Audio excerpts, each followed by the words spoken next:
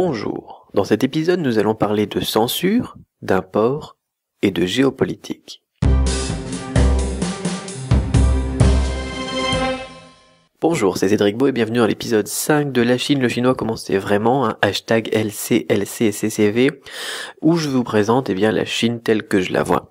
Alors, bonjour, même plus spécifiquement, à tout le monde, parce que là je suis allé un petit peu dans les statistiques, j'étais curieux, et puis je regarde un petit peu les statistiques de podcast, de YouTube, etc. Et je me rends compte que vous êtes partout dans le monde à écouter ce podcast. Alors l'avantage de ce podcast, c'est que en plus c'est facile à se le procurer, même s'il y a la censure, parce que si vous n'avez pas YouTube, vous pouvez quand même avoir iTunes.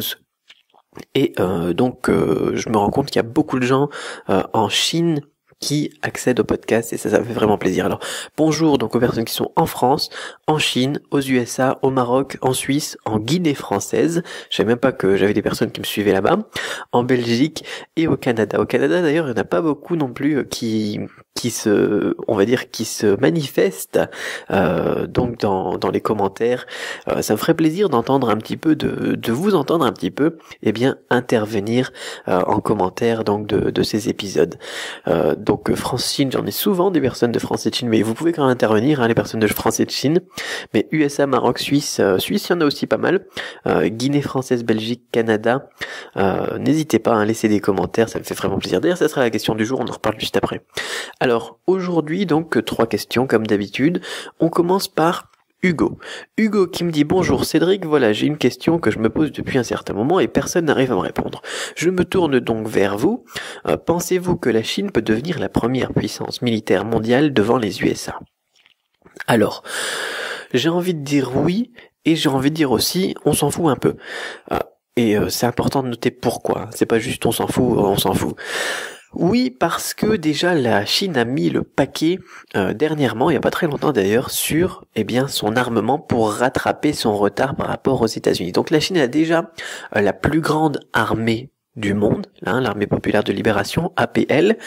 Donc on peut dire que c'est déjà une armée supérieure en nombre d'hommes par rapport aux USA, mais elle n'est pas encore supérieure en puissance. Et donc, comme je vous le disais, la Chine a mis l'accent pour rattraper son retard ces derniers temps.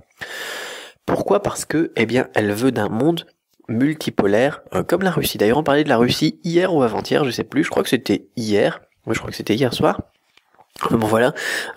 Donc, on arrive maintenant donc dans un monde multipolaire, où avant on parlait souvent des États-Unis gendarmes du monde, ça devient un petit peu de moins en moins vrai, et on va avoir pas mal de bouleversements dans les années ou les décennies à venir, donc de ce côté-là. D'un autre côté, je vous disais aussi, on s'en fout parce que de nos jours, c'est plus vraiment maintenant les armées qui vont faire aussi la plus grosse différence. C'est plus de dire tiens c'est qui a l'armée la plus puissante, parce que l'armée c'est plus juste les armes, les avions, les navires, les sous-marins. Ça devient aussi, et la Chine ça l'a très bien compris, la communication, les médias, la présence sur Internet. Et quand on se rend compte des efforts que la Chine fait de ce côté-là, pour son image, que ça soit par la promotion de la culture chinoise de par le monde, ne serait-ce que par des instituts Confucius. Il y a des gens qui vont dire les instituts Confucius c'est des centres d'espions chinois, etc. Mais au final non. Même si c'est juste, et d'ailleurs c'est ce que je pense, si c'est juste une interface qui permet de propager la culture chinoise comme les alliances françaises, comme les instituts Goethe partout dans le monde, ça développe le soft power chinois. Et ça c'est quelque chose, donc les Chinois ils ont bien compris que c'est pas juste les armes, c'est pas juste la force qui va faire la différence dans le monde actuel et à venir, et ils développent beaucoup de stratégies de ce côté-là. C'est très très intelligent de leur part, comme la Russie, mais je pense que la Chine, vraiment, j'ai trouvé que la Chine elle était lancée là-dessus de manière plus efficace et peut-être un petit peu plus précoce aussi que la Russie. La Russie, ils ont eu un petit peu de mal, je trouve, à sortir de la guerre froide. Enfin bon, voilà. Donc pour cette question, oui, je pense que la Chine, elle peut rattraper les États-Unis au niveau puissance militaire, mais ça va encore lui prendre un petit peu de temps, parce que les États-Unis ils ont quand même un sacré budget et une sacrée armée, mais donc là n'est pas forcément non plus la preuve de la puissance d'un pays. Voilà. Donc pour cette question, hein, c'est bien évidemment encore une fois mon avis personnel, mais c'est très intéressant de regarder la géopolitique comme on parlait donc hier.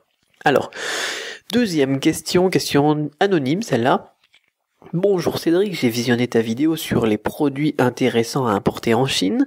J'ai une petite question, y a-t-il une blacklist de certains produits français ou est-il possible de tout importer? Donc on parle bien ici d'import de Chine vers la France.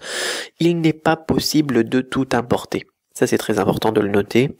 Il y a des droits anti-dumping, il y a des produits qui sont tout simplement interdits, ne serait-ce que des produits fermentés par exemple, tout ce qui peut être assimilable à des vecteurs qui vont transporter des maladies ou des bactéries. Donc le fromage notamment, il y a eu beaucoup de problèmes avec le fromage, il y a eu beaucoup de problèmes aussi avec la charcuterie par contre, donc c'est des exemples, hein. La charcuterie par contre maintenant elle va commencer à rentrer progressivement en Chine, je crois que ça fait quelques mois ici qu'ils ont décidé d'accepter la charcuterie française en Chine. Donc il n'est pas possible de tout importer. Donc là on parle de nourriture, d'alimentaire, on pourrait parler d'autres choses, mais en France d'ailleurs on n'a pas beaucoup de choses qu'on pourrait exporter à part des avions, du nucléaire, du luxe, un petit peu d'artisanat et de l'alimentaire. Bon, dans tous les cas, eh bien il faut se rapprocher de la douane. Moi, j'ai pas forcément les informations les plus à jour pour l'import de France vers la Chine, donc il faudra se rapprocher de la douane. Il y a, donc c'est pas ce que j'appellerais une blacklist, mais il y a des règles, il y a des interdictions, il y a des droits anti-dumping, donc là où il faudra par exemple rajouter des taxes. Et ça, c'est aussi rapprochable aussi d'ailleurs, on peut le rapprocher, je sais pas si ça se dit rapprochable, avec la géopolitique encore une fois, parce que nous on aime bien mettre des droits anti-dumping sur la Chine, et puis ça fait bien aussi d'ailleurs dans les médias, on se dit ah c'est bien, tiens on leur a mis des droits anti-dumping sur les panneaux solaires, voilà, on va protéger nos industries françaises, etc. Mais en fait, il faut se rendre compte que souvent, eh bien, c'est ça qui va faire que la Chine, elle va rajouter des droits anti-dumping pour la France, ou bien alors des interdictions. Donc, dans l'autre sens. Souvent, bien, quand on essaye de leur mettre un coup, on leur fait un petit croche-pied en disant, tiens, voilà, vous pouvez plus exporter des panneaux solaires vers la France, sauf si vous payez 50% de taxes en plus. Ou si les importateurs doivent payer 50% de taxes en plus, donc du coup, ils achèteront plus chez vous. Eh bien la Chine elle fait souvent la même chose dans le sens inverse. Donc mais ça par contre dans les médias on en parle un petit peu moins. Donc il faut se renseigner, il faut suivre donc au niveau économique, au niveau politique, géopolitique aussi à chaque fois, voir si ça peut influencer. Parce que parfois du jour au lendemain, quand nous on a par exemple rajouté une loi ou bien alors on a fait une propagande ou bien enfin des publications dans les médias contre tel ou tel fait en Chine, eh bien il arrive qu'on se retrouve avec des droits supplémentaires, avec des problèmes supplémentaires lorsque l'on veut importer vers la Chine. Mais c'est pas que pour ça, c'est aussi par exemple pour les visas ou bien alors pour ce genre de choses. Voilà donc pour cette question, donc se rapprocher de la douane, surtout dans un premier temps pour avoir une liste générale. Après, quand il se passe quelque chose en fonction de la géopolitique, là c'est plus des choses qui sont ponctuelles et bien évidemment un peu plus rares. Troisième question qui m'est posée par Amira, qui me dit « Je voulais savoir si en Chine ils censurent YouTube, Facebook ainsi qu'Instagram. » Alors, oui, les trois sont censurés. D'ailleurs, Instagram, c'est plutôt récent avec ce qui s'est passé à Hong Kong, la révolution des parapluies, là. Donc YouTube et Facebook, ça faisait un moment que c'était censuré. Mais de plus en plus, il est facile de contourner la censure, peu importe le pays dans lequel on est. Alors ils en parlent d'ailleurs justement avec tout ce qui se passe en ce moment, avec toutes les révolutions colorées et tous les trucs comme ça. Facebook, par exemple, il est accessible via le réseau Tor. Le réseau Tor, ce qu'ils appellent le Darknet ou Dark Web ou je sais plus quoi là, c'est tout simplement, enfin pour faire simple, c'est un navigateur web qu'on peut télécharger qui permet de passer la censure et qui permet d'être relativement anonyme sur le web et d'accéder d'ailleurs à des sites aussi qui sont pas accessibles normalement avec un navigateur classique. Il y a beaucoup de gens qui vont vous dire oui c'est un réseau secret avec des gens qui vendent de la drogue et des trucs comme ça et partir dans des théories complètement loufoques. Au final c'est un outil qui est plutôt pratique facile à installer, ça s'installe en 2 secondes et tout le monde peut l'installer, hein.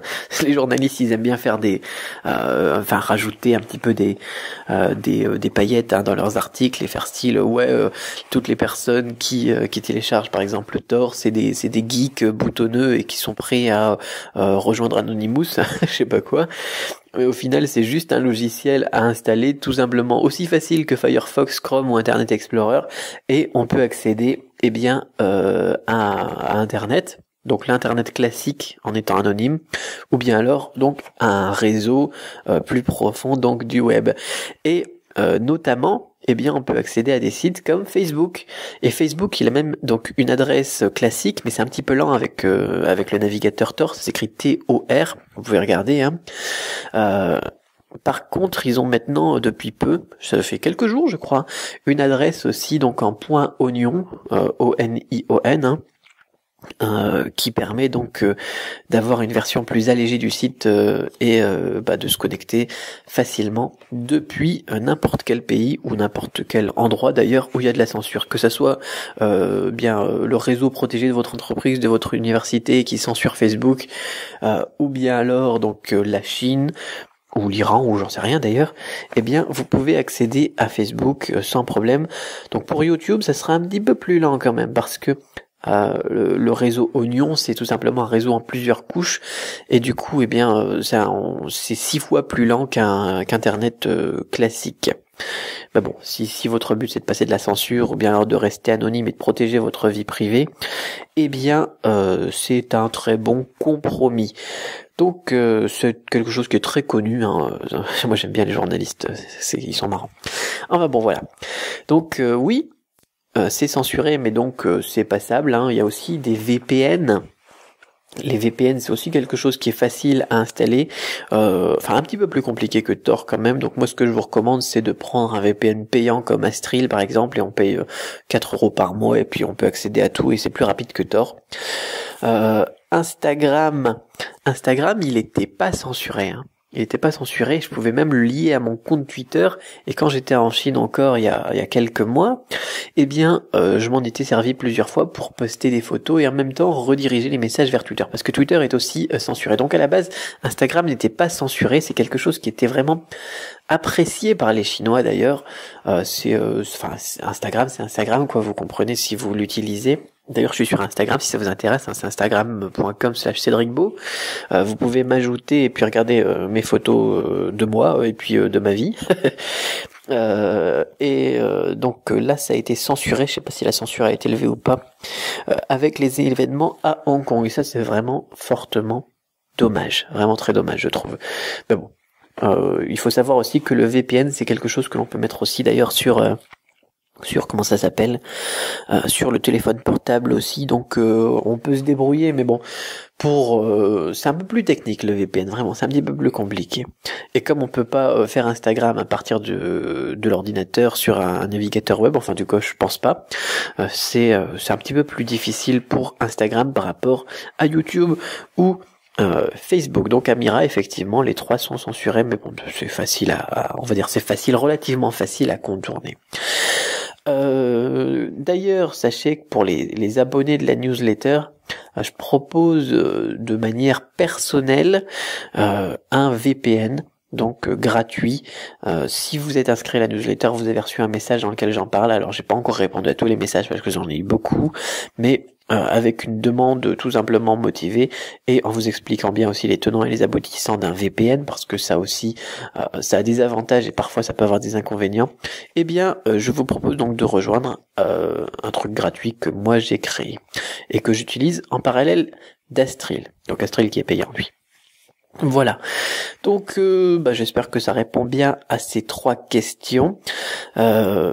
Et puis c'est vraiment des points intéressants. D'ailleurs, c'est vraiment des questions qui sont vraiment, ça fait beaucoup de vraiment, mais c'est des questions qui sont vraiment très intéressantes et qui sont passionnantes, je trouve. Donc merci Hugo, merci Anonyme qu'on appellera Robert, et merci Amira. Si vous voulez poser aussi une question, n'hésitez pas à aller donc sur du-chinois.com/question au singulier pour vous aussi poser votre question. Tant qu'il y a des questions, il y aura des podcasts. Alors, ma question pour vous du jour, d'où m'écoutez-vous ? Voilà, parce que moi j'ai eu les statistiques générales, donc j'ai eu que les maximums sur les podcasts iTunes et YouTube. Donc j'ai eu France, Chine, USA, Maroc, Suisse, Guinée française, Belgique, Canada. Et si vous n'avez pas été cité, ou même si vous avez été cité, tiens, dites-moi, eh bien, où vous êtes, dans quel pays, dans quelle ville, en commentaire sur la vidéo YouTube ou sur la chaîne YouTube. Ça me fera plaisir. Moi, c'est super gratifiant. Je trouve c'est ma motivation, c'est mon essence, c'est mon fuel, c'est mon énergie qui vient de là. C'est tout simplement de voir toutes ces personnes super motivées, super intéressées, pour approfondir, aller un petit peu plus loin que j'ai envie de dire, je vais critiquer encore, on va pas dire TF1 aujourd'hui, mais que le JT de France 2 par exemple, ça me fait vraiment plaisir. Voilà. Donc d'où m'écoutez-vous? Dites-moi. Et puis on se retrouve dans l'épisode 6 demain. Gardez l'esprit ouvert et ensemble, eh bien, on tue les préjugés.